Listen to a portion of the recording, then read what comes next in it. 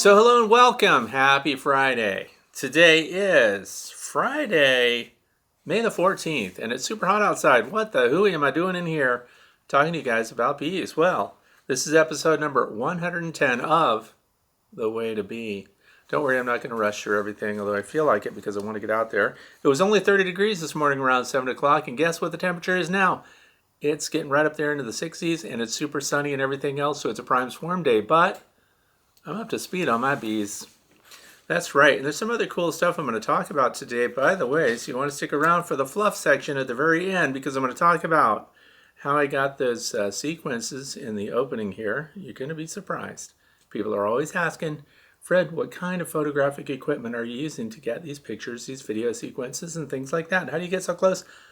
I'm going to share it with you, but I don't want to waste the time with people that don't care about that. What else is going on? Dandelions, by the way. You see a lot of people as soon as you mention dandelions, because again, the bees are nestling in there and getting all the pollen they can. They're getting nectar. My beehives are gaining weight. They're gaining honey weight right now. It's amazing, because we've had terrible weather. We just now had a break. So, people will say often, dandelions are garbage. They're no good for your bees. Okay, so here's the thing. If we had our preferences, if the bees had the buffet out in front of them, diversity is key. And bees are pretty good at picking nutritional resources to raise their brood, their baby bees. So, but the thing is, like 2 out of 10 of the requisite amino acid profiles that are required for bees to raise their brood in a healthy way are absent from the dandelion. So why are the bees all over the dandelions? Well, let's be honest, it's all they have. It's all that's available right now because these cold temps, these freezing snaps that are happening overnight are knocking out the blossoms on all the fruiting trees. So if I were some kind of fruit farmer, I'd be pretty upset right now because the weather warm during the day, popsicle cold at night. But so if it's all there is, it's better that they have that than nothing. The other thing is some people think, well, if they're deficient, Ultra Bee pollen substitute, dry pollen sub, for example, would give them a complete amino acid profile because that's what it says on the package. So you can put that out, but the bees will still go for live floral resources because there's nectar in there too, don't forget.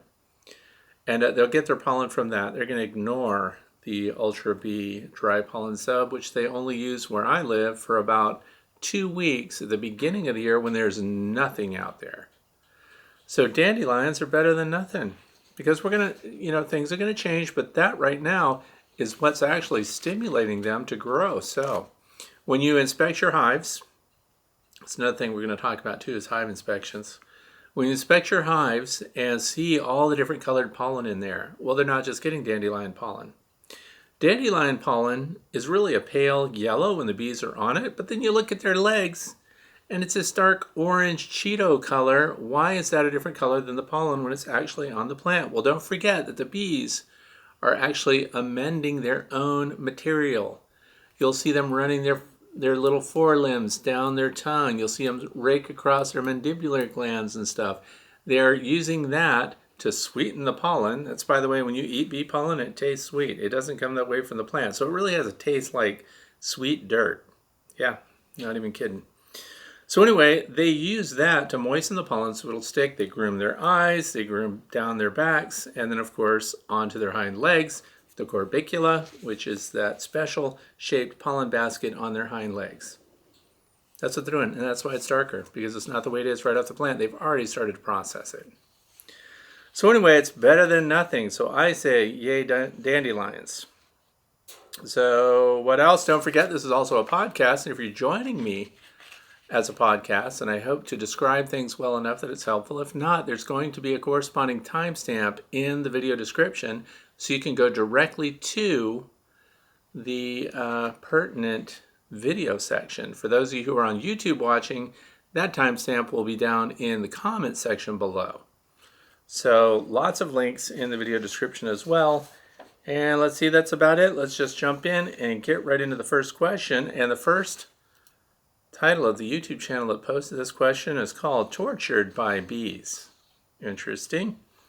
Have you tried using Queen Excluder type entrance thingy from Blythewood to restrain swarms until you can be ready for a split or an artificial swarm? If not, do you think that might work?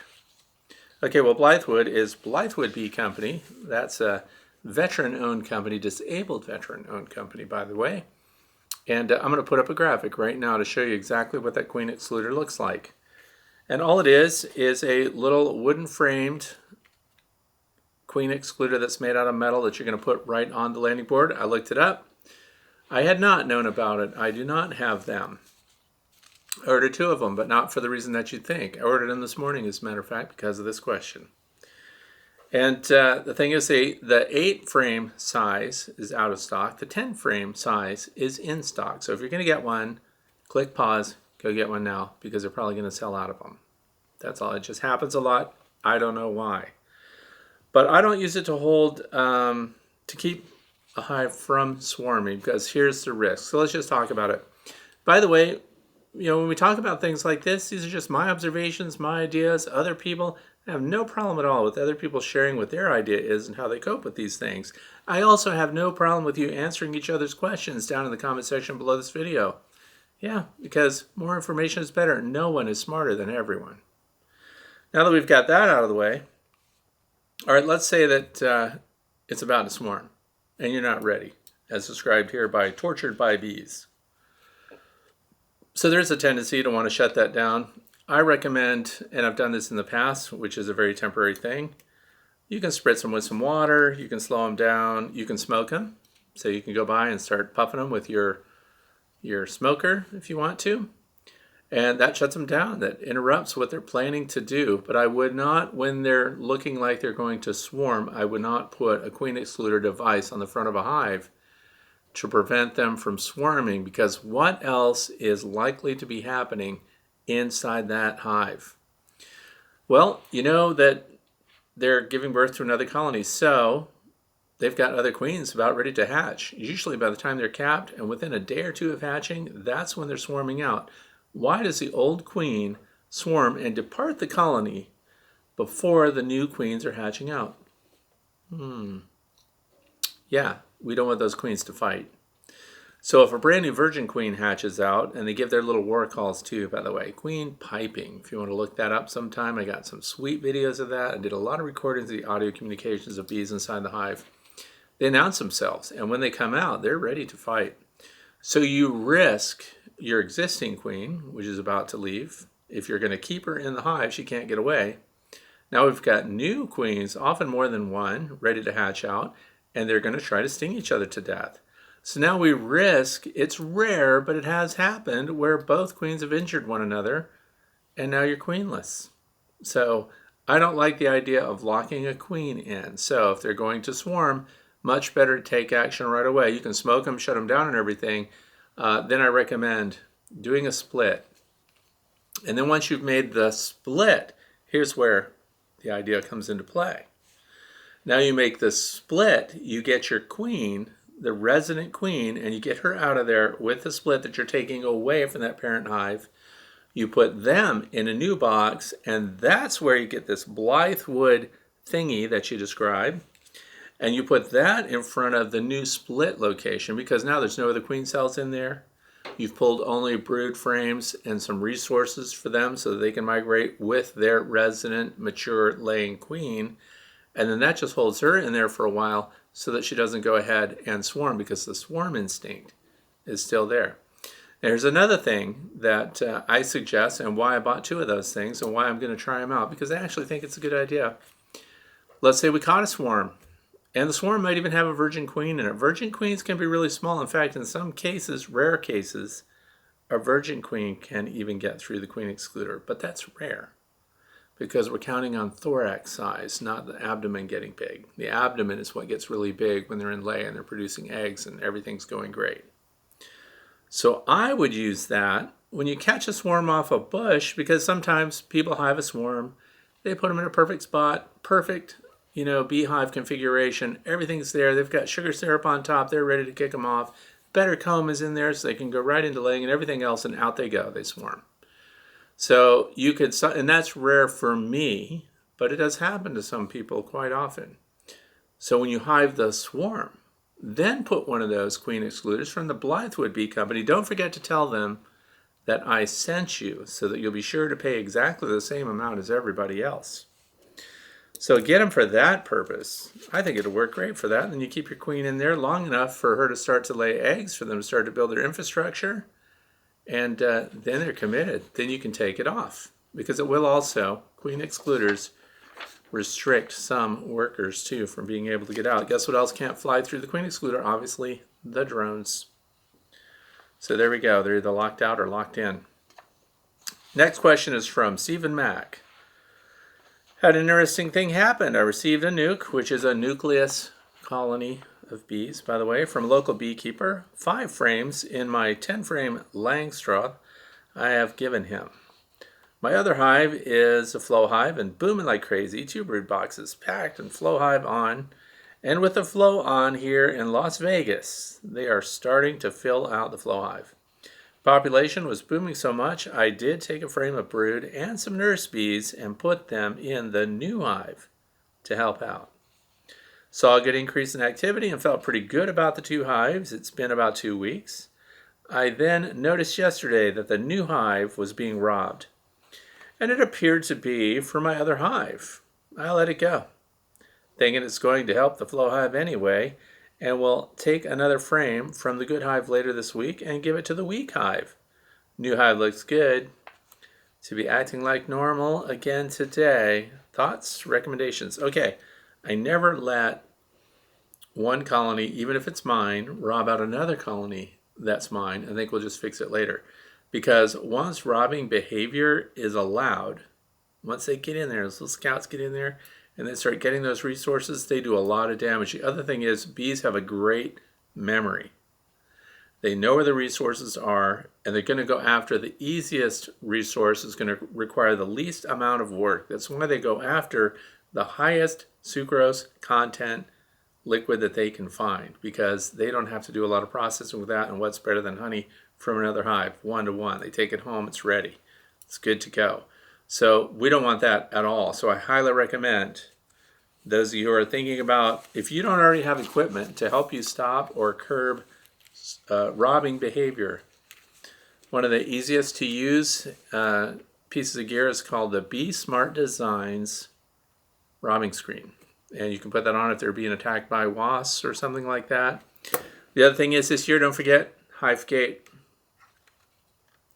We're testing that out. Works on robbing. Going to talk a little bit about that later today, but we don't want to allow robbing to happen, because that can just wipe things out. And then just when you think it's all calm and cool, they can come back again. It may be a time when you're not out in your apiary and you don't see it happen, and they can just clean them out. And colonies do die out from robbing. Remember I showed a video last year, I had 2 colonies that were actually being robbed, and one of them was queenless. It's the other thing. Once they lose the queen, they kind of are weak in defending their hive when other bees are coming in to rob it for some reason. They get past the guards easily.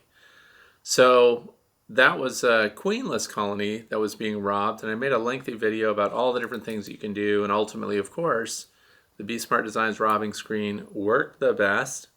Then I combined the 2 colonies.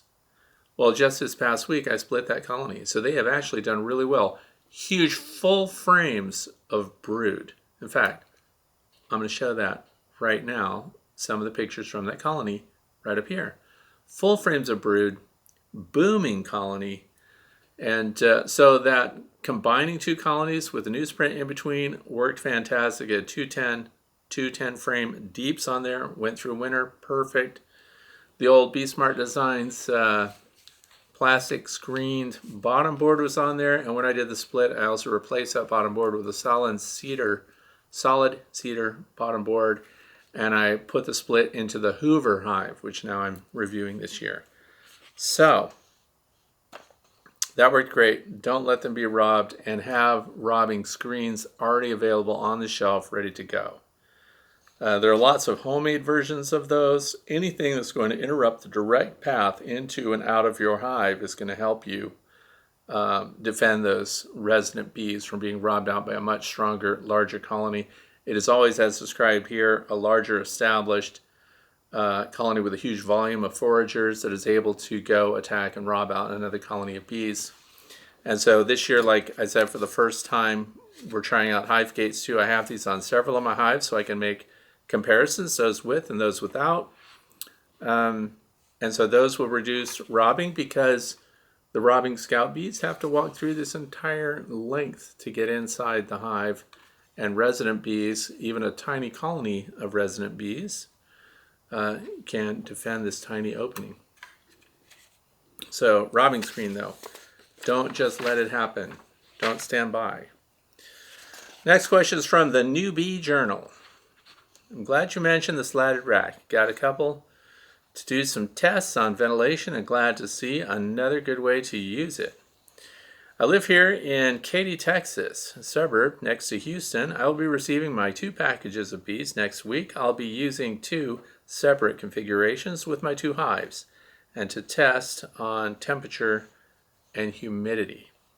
Question number 1, do I install both packages one after the other, or should I wait until the next day to do the second one, especially as they will be located 1 to 2 feet apart? Well, the first part of that is just 1 to 2 feet apart. I understand some people are in small spots, small areas, small yard, something like that.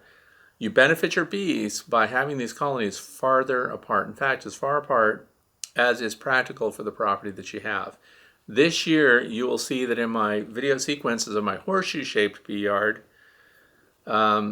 they're getting sparse and fewer and far between because I'm gradually moving them one by one out into an open 2-acre field. So I'm spreading out my hives more this year, and there is a 3-acre electric fence around it. So not leaving them unprotected, some people say that. But if you're in an area where you can't move them any farther apart, the question is whether or not you can install both packages one right after the other, and I say yes. That's because even back in 07, 08, early in my beekeeping, I would get 8 packages at once. They'd all be in a row. All the hives were this cerulean blue. They were all kind of identical looking, even though I did triangles and dots and things like that on them. And there will be some drift. There's always some drift with packages. But I think it's more important to get them started. So get them in, get them started as soon as you can, because we know at the other end of things, for every day that the queen is not laying eggs, that's 1,000 to 1,500 new bees hatching out that you're not getting. So if you waited 3 days, for example, you're thousands of bees behind the other colony at the other end when they're supposed to be hatching out.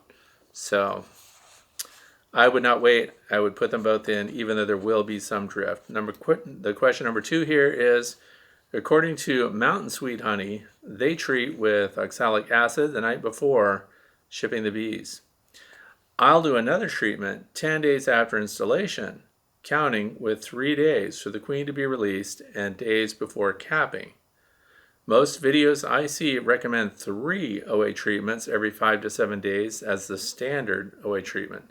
I saw your video on OA treatment, but didn't hear you mention repetitions. Okay, so there's some things that I have concerns about with this question. One is they've already been treated, so they're coming in clean because all the mites on that package are phoretic, they're exposed, they should respond to treatment, and the treatment efficacy should be in the high 90s. So then after, it says here that after 10 days, it's going to do another treatment. Unless you're counting mites and finding mites, I don't think it's justified to go ahead and do another treatment just to make sure kind of thing, because oxalic acid is an organic treatment, but it does stress bees, so we don't want to do that unnecessarily.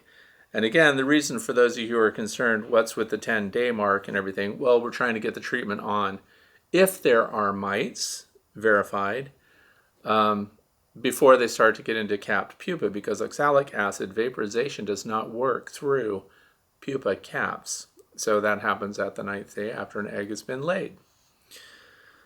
So I don't recommend the treatment unless you can validate that there are mites. So there's that. The other thing is the 3 treatment cycles.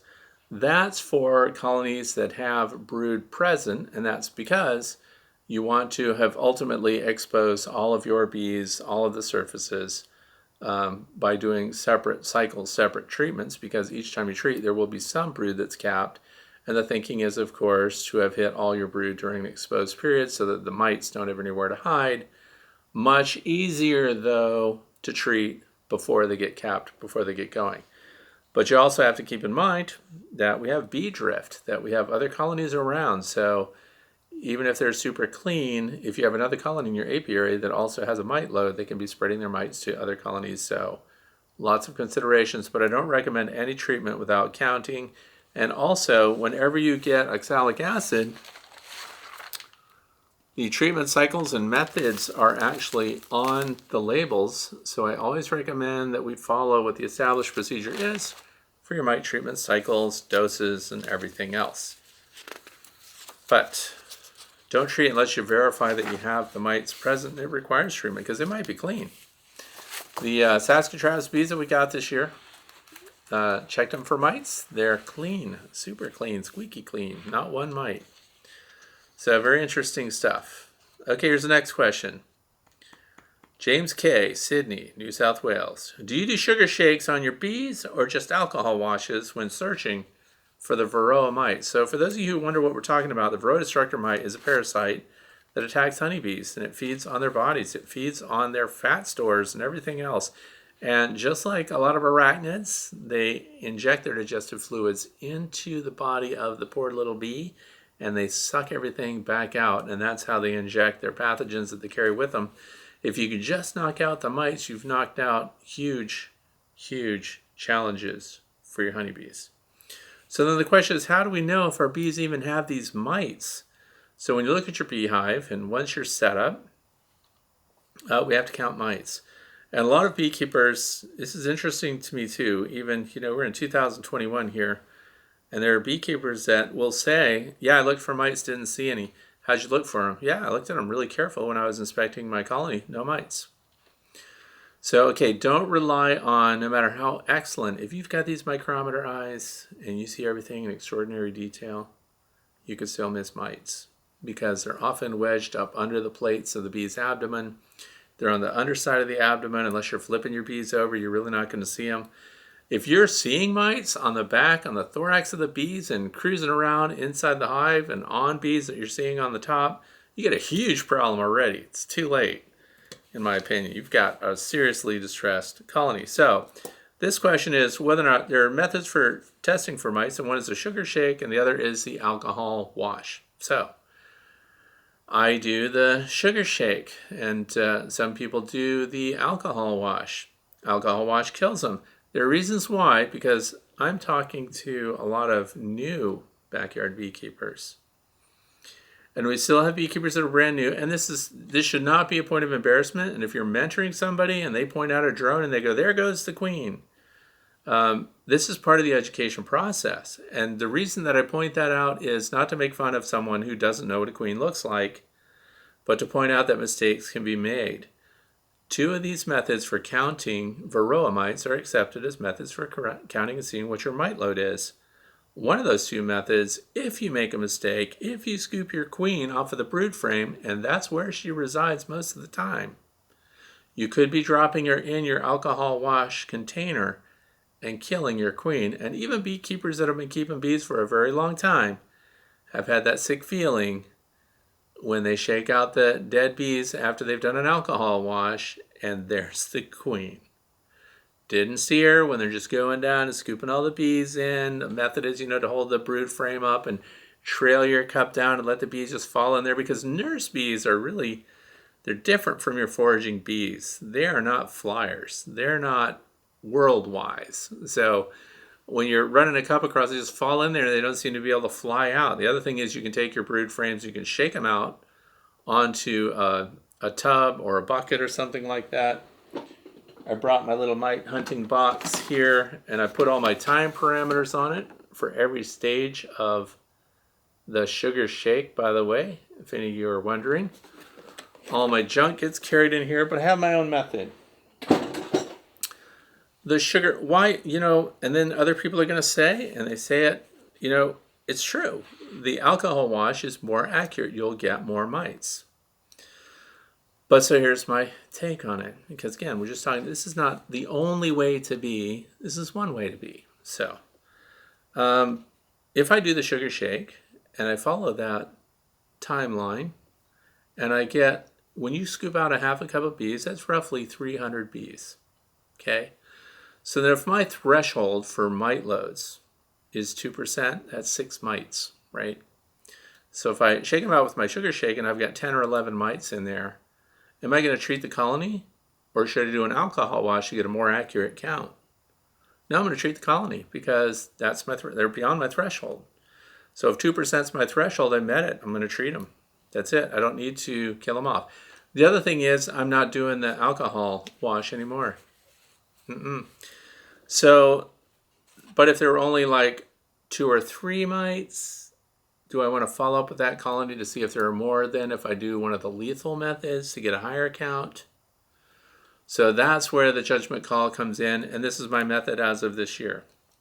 There are these little Tupperware jars, and use a grease pencil and mark each hive's name on that little jar because they're dirt cheap. You can have one for every one of your hives. And then when you're going to do your, instead of a sugar shake, if you've decided to do a lethal count method, I put Dawn dish detergent and warm water in that. And then I take my half a cup of bees and dump them right into it, put the lid on it, set it aside, and then later, when I've collected all my samples from all the hives that I'm going to do mite counts on, I take them inside the house in the kitchen because my wife loves it when she comes home. And I'm at the kitchen sink with a whole bunch of dead bees in little cups because it looks all scientific and she thinks I'm above average. And like, he just must be so smart. Just look at him there at the stainless steel sink, just counting his dead bees and the little bugs that are on the bees. So anyway, she doesn't really say that. I just made all that up. She's like way smarter. Anyway, so I take the little Dawn dish detergent wash solution because the whole time they've been sitting in that cup, this was discovered by Randy Oliver during his mite count tests. It acts as a releasing agent, and it does it much better even than the alcohol wash, assuming that the bees are not like piled really thick in there. So if there's like just a couple layers of bees, it works really well. You don't have to shake them out, but shake them out anyway. Dawn dish detergent, and then what I do is I dump all of those out in the sink, of course, the side with the garbage disposal on it. If you don't understand why you should not be keeping bees. So anyway, and then I dump them out in my screen sieve, and then I put another colander underneath the screen sieve, and that's got this 10-inch paper coffee filter. And then we wash through, so I take the vegetable sprayer and I wash through the dead bees and I get the little mites off onto this.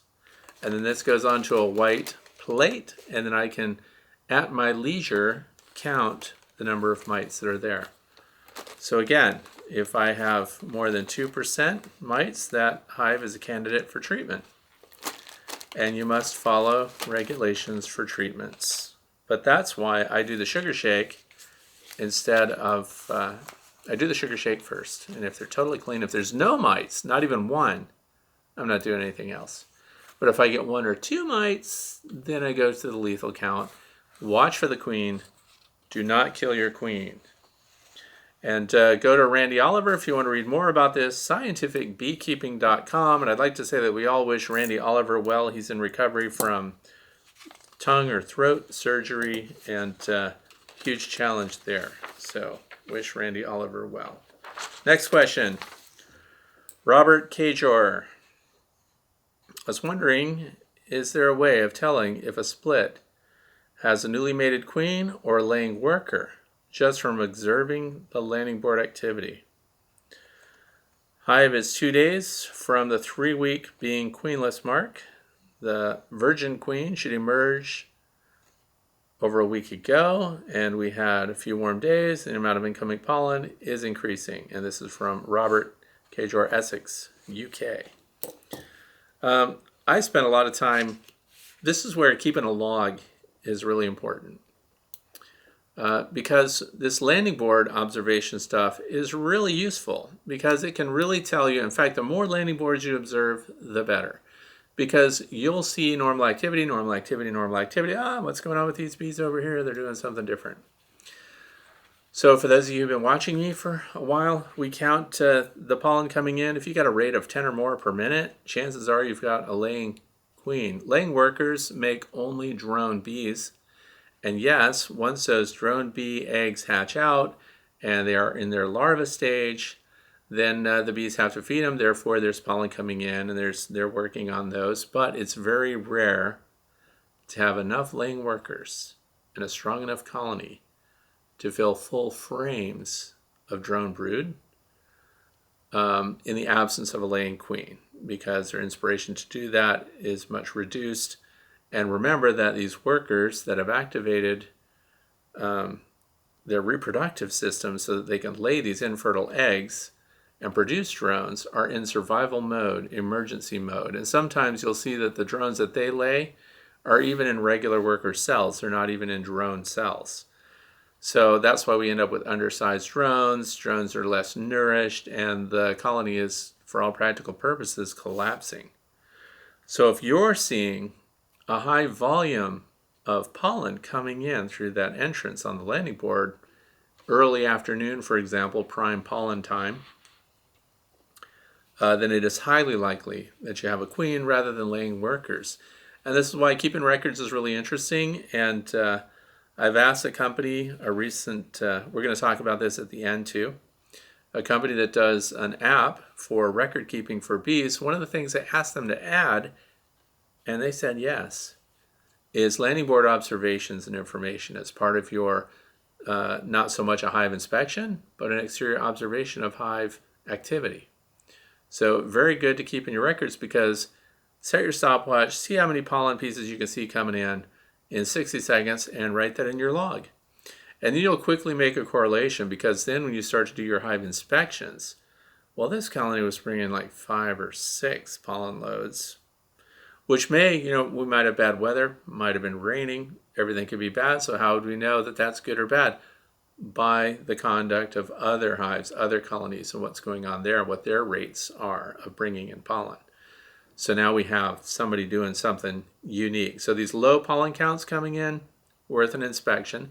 And then we tie in our notes about landing board observations with what actually we find when we look inside the hive and do an inspection.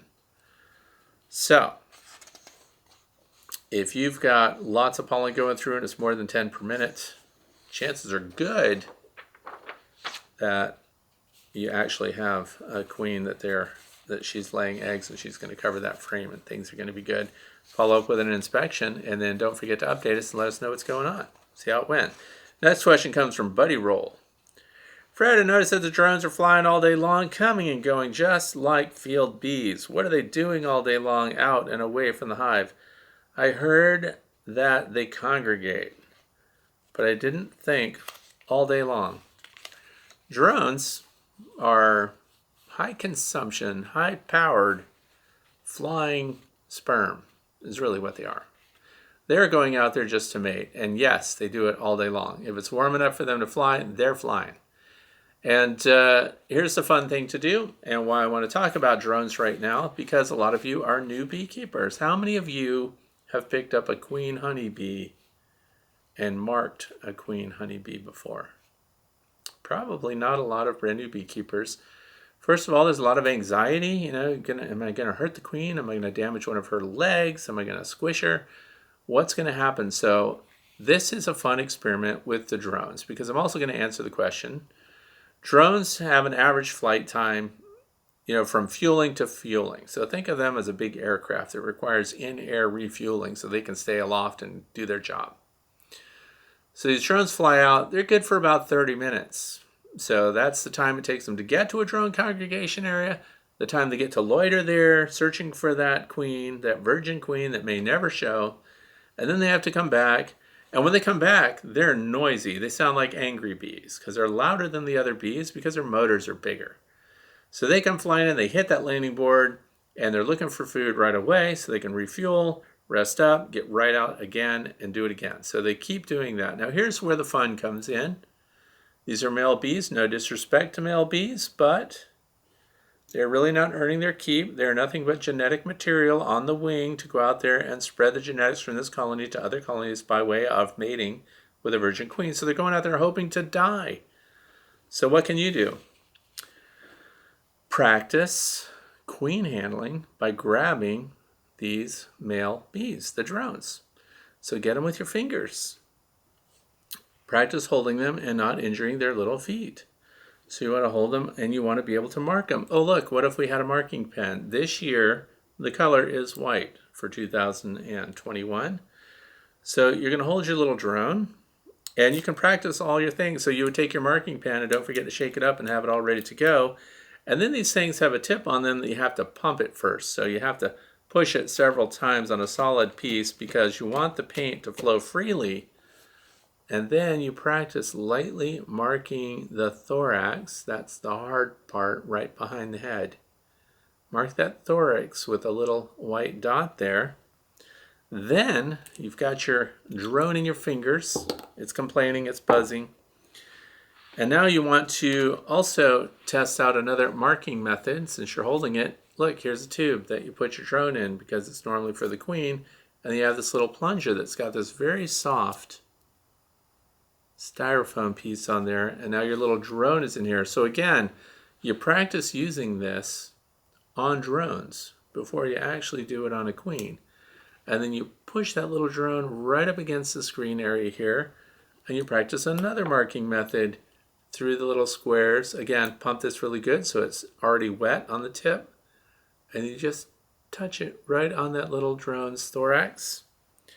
Then you don't just put it back in the hive. You want to let that dry because we're practicing for queens. And if a queen went in there with a dab of paint that was still drying, the other bees would groom that off as quick as they could.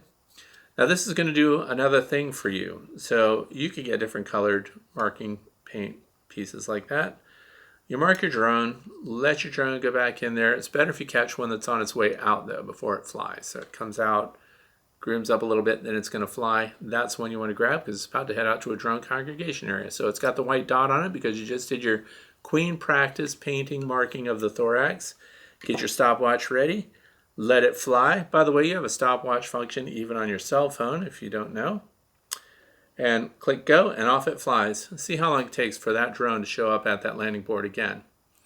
And what you can also do, because you might be impatient, you know what I mean? Collect 4 or 5 of them. Mark 4 or 5 of them. Keep them all in a little queen clip until their paint dries. Then release them all at once. Off all the drones go. And just see which one gets back first, how long that takes. Because then that takes out of the equation the idea one of your drones might not make it back. They're freeloaders. They might show up at some other hive and get fed and refueled and then take off. So they might not come back to the same hive they left from. So you need a bunch of them. So this is what I recommend, that you use drones as practice for marking queens and not hurting them. And it will build your confidence. Then when it really counts, you're going to handle a queen. You'll be better at it. So let me know what you think of that. Next question, Jerry, Bloomsbury, New Jersey. I have a second year hive that I took a nuke, which is nucleus colony, and the second brood box off for walkaway splits.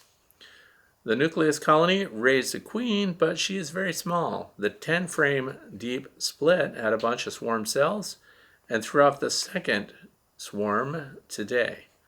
I caught and hived the first yesterday. Today I captured the virgin queen from the second swarm and put the bees back in the split they swarmed from. So in the absence of the queen, the bees that are with her will return to the hive or the box that they left from. Wondering what to do with the virgin queen. Could I try to replace the inferior queen that the 4-frame nucleus raised? Is it possible for them to accept a virgin queen? Thanks for all your videos. Okay, so here's the thing.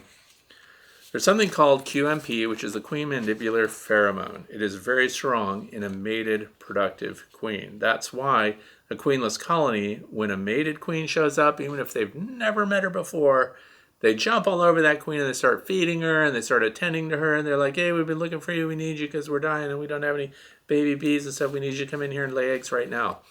When you have a virgin queen, this is why when they mention, multiple swarms that cast out, When they go with a virgin queen, the swarm cluster is tiny, and that's because her pheromone is not overwhelmingly attractive to those worker bees. Like, they really don't want to support her completely because she's a risk still, and the pheromone levels are low.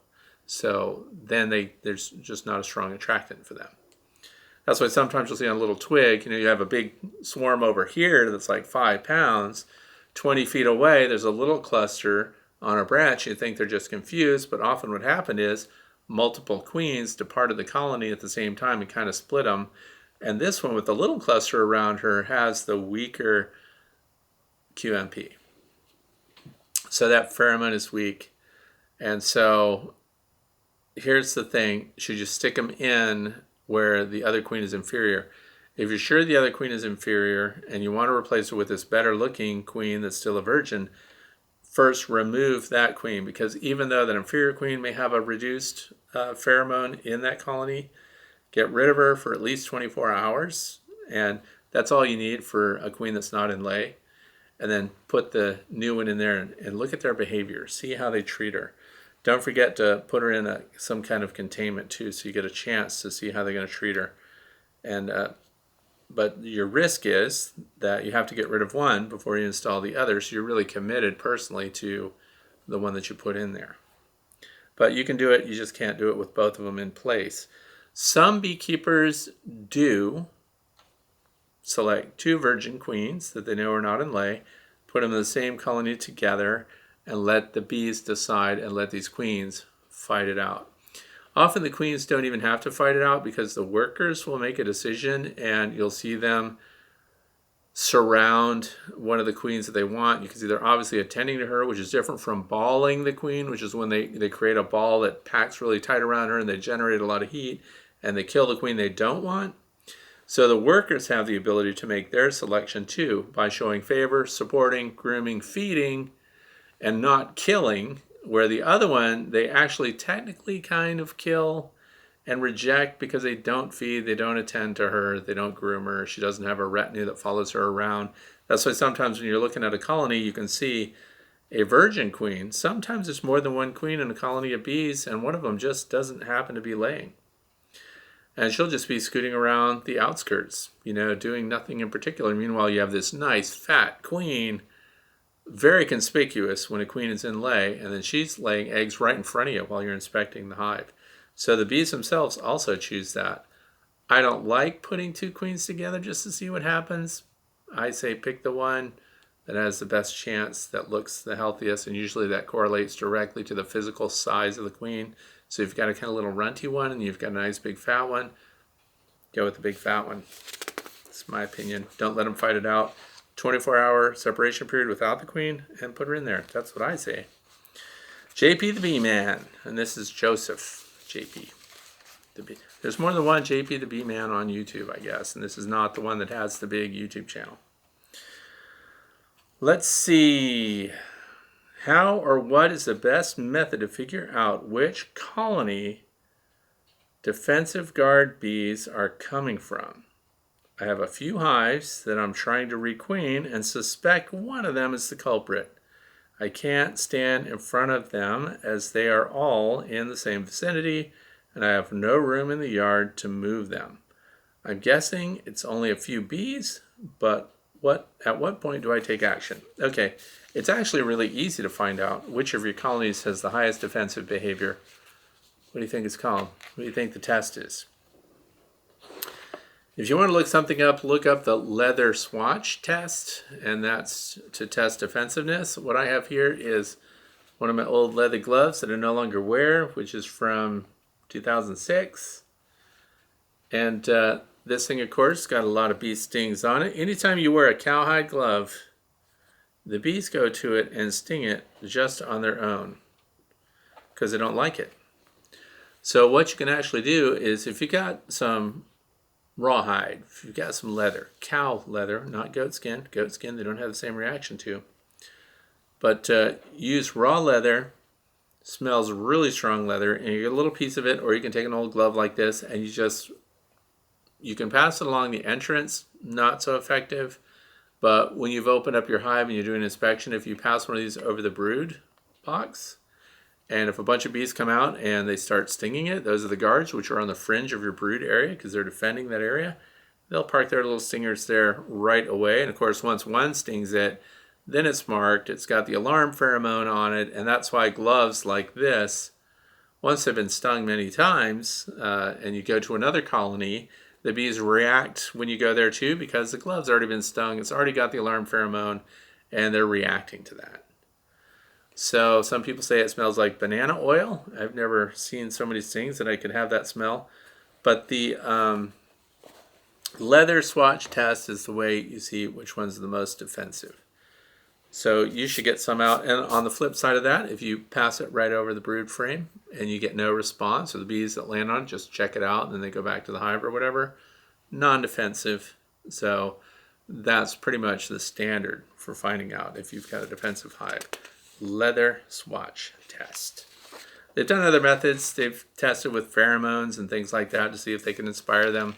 Some people say things like, don't you ever get a banana and eat that out in your beehive because those bees are gonna let you have it because that smells like the their alarm pheromone. And then JC at JC's Bees goes out there with his bananas. He sits right next to all his hives and he eats bananas. So, and of course, nothing happens. So passive bees are passive, defensive bees are defensive. But the way to find out really is don't go out with bananas and think that's your test. It's really the leather swatch test is the scientifically accepted method. Last question already. I'm anxious to get out in the bee yard. How about you? So here we go. This is from Charles Bennett. Hope your spring's going well and the creatures great and small are thriving. I was looking for a good tool to record my activity in the bee yard. And when you mentioned BeeKeepPal, I was excited to look into it. I've seen enough to move forward with an annual subscription. Don't do that yet. I wrote him right away and said, don't do that yet. Thanks for the suggestion. Are you happy with the features? Are they working the way you wanted them to work? And I did notice that when I attempt to create a task for Saturday, the system changes it to Friday.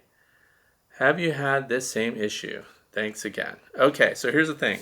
This falls right into my lap because I wanted to talk to you about my beekeeping log method. And the reason I didn't want Charles to get that yet, because if you're going to subscribe, don't you go there. You better stick around. You can be sorry if you go. So here's the thing. If you've been watching me for a while, I didn't even have a cell phone for a very long time. I was the last one in my family to get it. I've had it a couple of years now, so I'm high-tech and with it.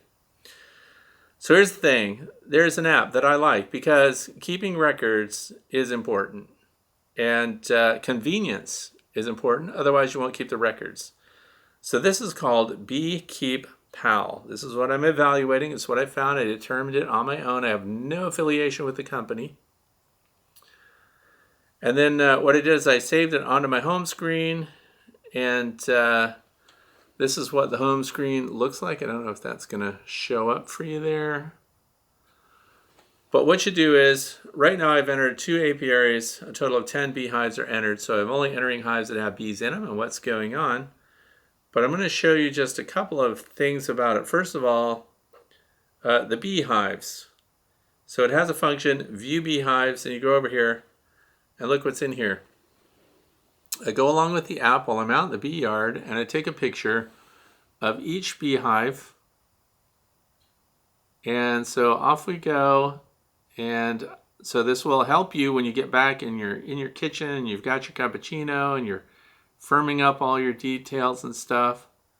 So we've got the Layens hive, we've got Langstroth, we've got everybody in here. So all the hives. And it's on the phone, it's on my desktop, it's on my tablet, and this is the one that I really like because it's easy. It needs to be easy. I don't like a lot of meddling around. But here's what's cool about this app is if you're doing a hive inspection, for example, it's got a tickler. You know, what's the food load? What's the brood look like? It has all these things, any indications of disease and so forth and so on. Also, they're updating it as we go. So there's a free version of it, but don't jump on it yet. I contacted the company and I said, I'm going to talk about your app because I mentioned it last time, which is why this is going on. And I said, any chance you guys would offer me a coupon so I could give it to my viewers to check out your BeeLog app? And they did. So they wrote right back. They said they're happy to do it. Also, I added that I'd like to see if you could add landing board observations, pollen per minute, that kind of thing. They wrote back and said they would. So it's pretty cool. Are you ready for this? Write it down if you're thinking about this app. Beekeep, which is BEEKEEP 50 off, OFF. So that's 50% off of the annual subscription, which, by the way, I'd like to point out, I did not get that, so I paid the $90. It's $90 a year if you're a commercial apiary or whatever. If you're just doing the personal one, it's one hive or something like that, you can do it for free. So check it out for free, see if you like it, and I'll answer these questions here. But anyway, I'll put that code down in the video description too for those who didn't catch it. And so, are you happy with the features? I am happy with the features. Actually, the only times I had problems with a lag or issue was because I had my tablet out there and I was trying to get photos and videos and stuff and add it to my app, but my tablet had to be within range of the house Wi-Fi, so there you go. The phone works great because you're out there, and the phone, of course, is connected to cell towers, and you can update your stuff. So I did notice the Friday, so they must have fixed that Friday issue thing. I did notice that when I'm scheduling a task has to either happen today or after today. Like I wanted to go in and say that I documented that I did splits and stuff. So I couldn't like schedule a task that I had done for previous dates. So you have to do it the day of. Maybe that'll change in the future, but of course scheduling tasks ahead of time, I guess that's helpful. But when you do your hive inspections, there are comment sections in there where that's where you can just freeform and put in the information that you want. So it's actually a really good app. It's called Beekeep Pal. And I like it. So what else is going on? Don't forget, for those of you who are getting Hive Butlers, the totes that you're carrying around your frames and stuff in, don't forget that there's a discount Fred10. And they also offer free shipping right now, Fred10. Okay, so. Oh, and so here we are. Here's the fluff. This is at the very end. Notice the beginning sequences of today's video. Pretty sweet. So this is what I get asked a lot of questions about. What kind of photographic equipment are you using to get those sweet sequences and stuff like that? Well, you're going to be impressed today because I know that when I start naming photographic equipment, which is exactly why I don't like to do it. First of all, I'm a professional photographer. Most of the equipment that I'm using is well out of range of somebody, unless you're a prosumer with deep pockets and you don't mind spending thousands of dollars just for a lens. But this is not what I'm talking about. So today, I decided to test something out for kicks and giggles. So all the sequences that we shot at the beginning of today were done with my phone. And it even impressed my wife. So you've got this goofy little camera. This is not an iPhone, of course. This is just an Android. And all I used was this little magnifying glass, which is it says it's a Claris 15X macro, but really it's just a little magnifying glass, and you center it over your lens on your phone, and that's it. That's what it looks like. You put it on there. And you might be thinking, whoa, does that thing cost a lot? And look at this. You're going to be impressed too. Look at this thing that comes with it, which is my profile picture for today's episode. This is a little LED. It's got 3 levels. So that's the brightest level right there. But even this clips on your phone. This stuff is so cheap, by the way. So if you're trying to impress people with how much you're spending on things, so that's on your phone. So this helps you see eggs and stuff. So you turn on your camera, you can set it for video or for stills, and then you zoom in, and now you've got a macro camera and macro video. So all the stuff today that was in the opening sequence, I didn't even use the light. I just used this on my camera, on my phone. Guess what this cost? The whole thing, even with a wide angle lens, was $45 or $43 on Amazon. And that included This is your charging cable that comes with this little LED light. So even this LED light on its own,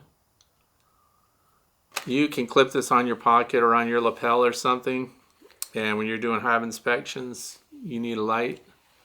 You can reach up here, get your light, and then go, oh, look, I wonder if there's any eggs in there. And then you start looking at stuff with your bright light. So I thought it was fun to test because this was like free, and it comes with its own, I don't know how they do all the stuff they do for that price. So I'm guessing all I really cared about was this, and it screws onto this plastic clip. So it's threaded. This is the lens by itself. Anybody can afford that. So if you've got a beekeeper friend who doesn't see very well and they want to see what's going on, you put that on your phone, then actually use your phone as your macro digital system so you can see the eggs and stuff like that. I recorded larvae, pupa, everything. Well, not pupa because they're covered, but you know what I'm saying.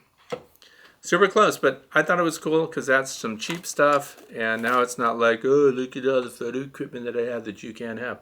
That stuff works really good, and that's what we shot the opening sequences with. So, if, let's see, if you haven't clicked the like button, do that because that way you'll know that you've already seen this video. So, thanks a lot for watching today, and I guess we'll close out with sequences shot with that phone for fun.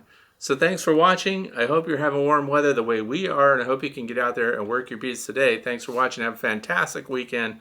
I appreciate that you spent some of your Friday with me here.